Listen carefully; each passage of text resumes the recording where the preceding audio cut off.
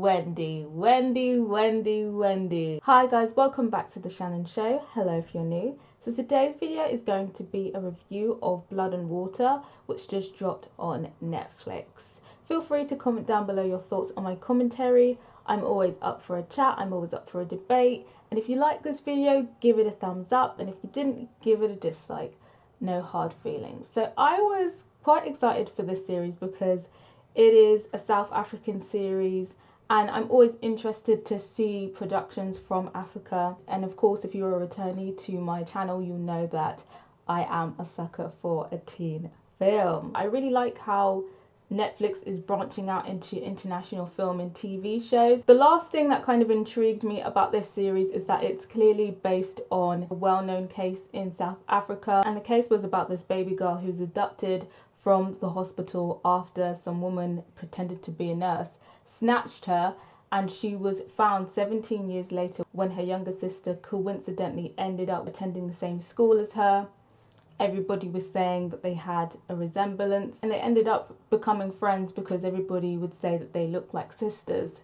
And obviously the younger sister started to get a little bit suspicious. She did some investigations and there was a DNA test, and as luck would have it, she turned out to be that abducted baby girl.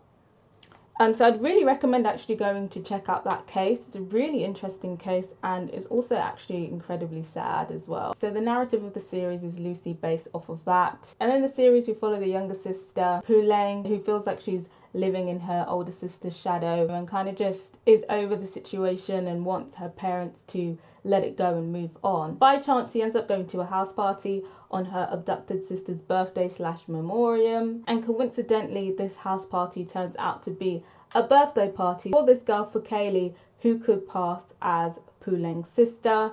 Puleng starts to get suspicious and Puleng just has this feeling that she could be her abducted sister, and her investigation and the measures that she takes to uncover the truth takes us through this season. Before I dive into the narrative, I've been seeing some kind of early articles that kind of make comparisons for the series to Elite and Gossip Girl.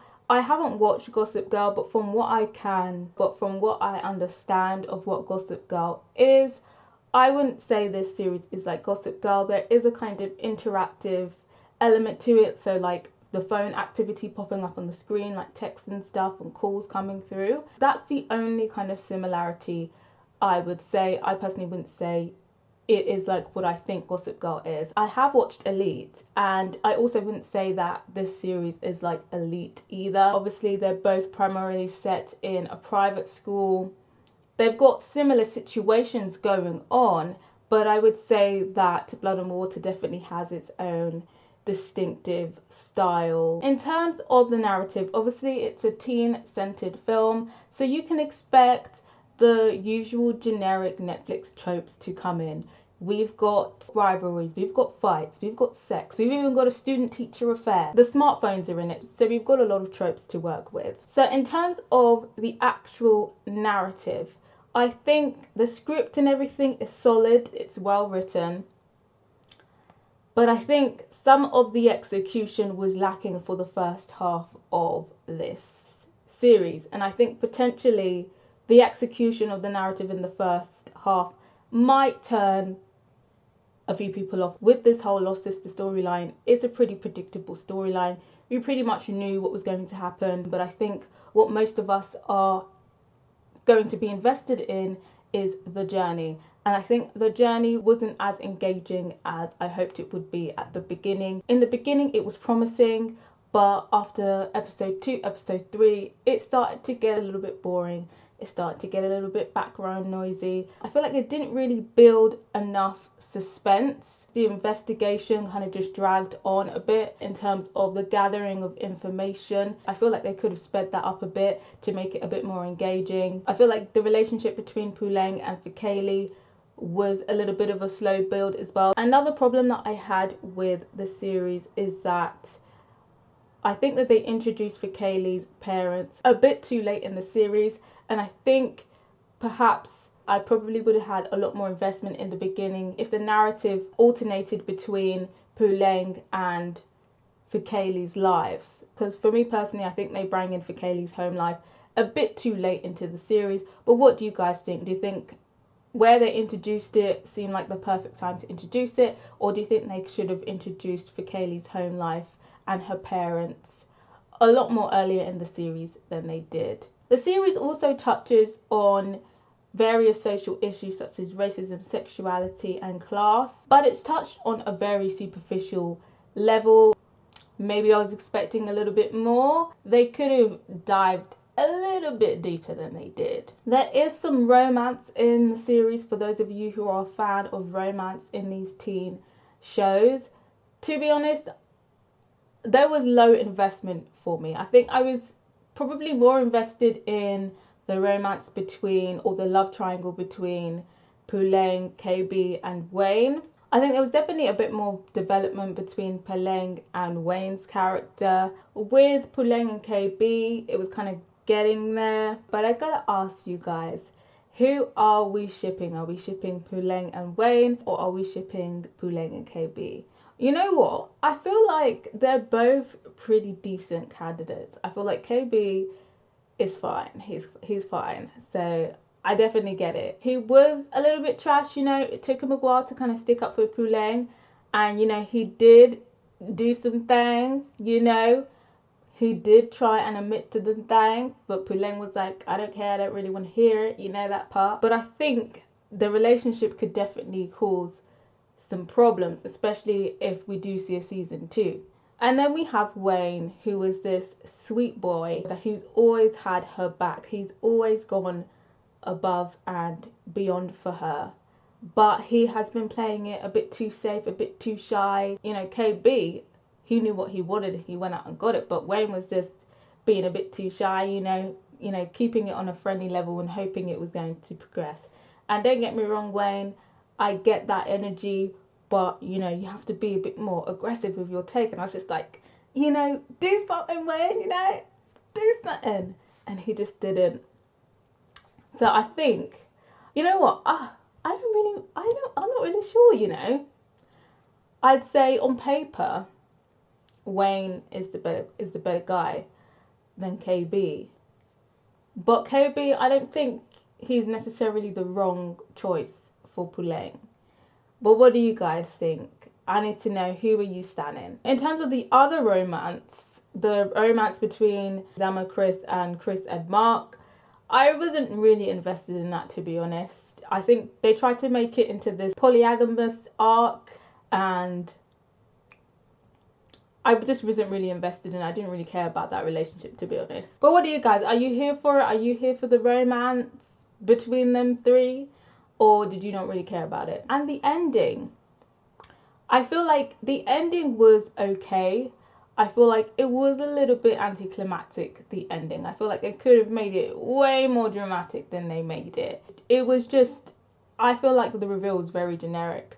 But what do you guys think about the ending and the reveal at the end? So, in terms of the characters, I think all of the actors did a pretty solid job. I think the creation of the family unit and the complexity of the family unit, who are family who are trying to deal with the loss of their child who they are hoping is alive, was done really well. I feel like Puleng was a solid lead. It did take me a while to connect with her character. The first episode or two, I wasn't really connecting to her. She was definitely somebody who grew on me. For Kaylee, she was annoying. She was so annoying. But I think that's what she was meant to be. I hope that's what she was meant to be. Was anyone else annoyed by her, or just me? But I think the standout performance for this series was Wendy. Wendy was hell-bent on ruining for Kaylee's life. And I was here for it. I was here for the messiness. I do think it was trifling what she did to Puleng, because I feel like if you're going to have beef with somebody, do it with your chest. Obviously, when you watch it, if you haven't watched it yet, when you watch it, you'll find out. But the rest of it, I'm here for the pettiness. And I think she definitely stole the show. She is the character that I remember. Her character might rub people the wrong way. I think people are either going to love her or hate her.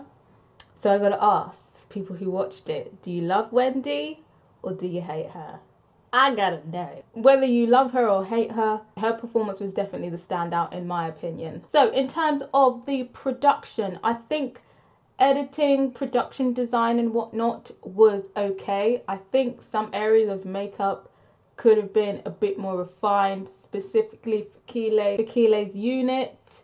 It definitely could have been made to look a little bit more. It definitely could have been laid a lot more than it was. The soundtrack was okay. Obviously, it's very South African influenced, but there was one song that they kept playing over and over again. I forgot the artist's name, but it's that song that has John Cena in it. You know that song?